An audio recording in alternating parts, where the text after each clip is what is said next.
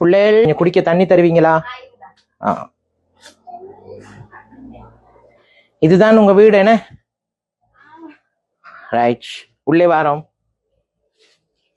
பரவாயில்ல பரவாயில்ல, அதெல்லாம் எடுத்து காட்டுறதுக்கும்.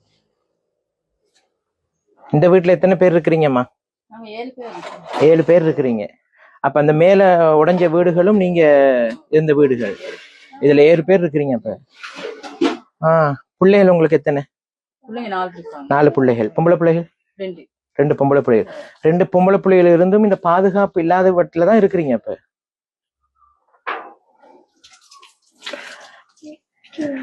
நீங்க தோட்டத்துல வேலை செய்றீங்களா? தோட்டத்துல நின்றுட்டீங்க நீங்க. அவங்க தான் வழக்கு போட்டாங்க ஏன்னா. அப்ப நீங்க இங்க கூடாரத்துல இங்க இருந்தீங்கன்னு சொல்லித்தான் அவங்க வழக்கு போட்டாங்க ஏன்னா. இப்ப வழக்கு போய்கிட்டு இருக்குது.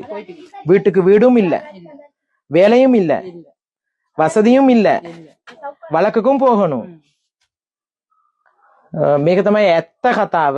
මේ ඩෙවන් වත්තේ කෑගල දිස්ත්‍රික්කයේ යටිඅන්දර ප්‍රාදේශීය ලේකම් කොට්ටාසේ ඩෙවන් වත්තේ ගෙවල් කැඩිලා ගිහිල්ලා MBR රිපෝට් කියලා තියෙනවා මේවා ඉන්න බෑ කියලා. වත්තේ ලොකු මහත්තයම තමයි ඉස්සලම දෙන්නේ කූඩාරම් ගහගන්න නේද?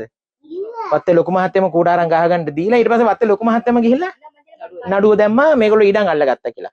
කමක් නැහැ, ඉඩම් අල්ලගත්තා මොකද වෙන්නේ? මේ රටේ පුරවැසියෝ ශ්‍රී ලාංකිකයෝ අවුරුදු 200ක් කිරි කපලා දලු කඩලා රටට ඩොලර් ගෙනත් දුන්නා. இப்ப பாருங்க, வெள்ள அனர்த்தத்தால வீடுகள் போய்விட்டது. தோட்ட அதிகாரி கூடாரம் அடிப்பதற்கு இடம் கொடுத்து விட்டு அதன் பிறகு அவர்களே போய் கோர்ட்ஸ்ல வழக்கு போட்டிருக்கின்றார்கள். காணிகளை இடங்களை பிடித்து விட்டார்கள் என்று. இடம் பிடித்தால் என்ன? 200 வருடங்கள் பால் வெட்டி தேயிலை கொழுந்துகளை எடுத்து வெளிநாட்டுக்கு அனுப்பி டொலர் கொண்டு வந்து கொடுத்த மக்கள் தானே. வீடும் கிடையாது, தொழிலையும் நிப்பாட்டி விட்டார்கள். என்ன தொழிலும் கிடையாது, வருமானமும் இல்லை, கோர்ட்ஸுக்கும் போக வேண்டும், வழக்குக்கும் போக வேண்டும். 4 பிள்ளைகள் இருக்கின்றது. இதுதான் அவர்களுடைய வீடு. பொம்பளை பிள்ளைகள் இருக்கிற வீடு. ஆனால் பொம்பளை பிள்ளைகளுக்கு இந்த வீட்டுல எந்த விதமான பாதுகாப்பும் சரியான முறையில் இல்லை.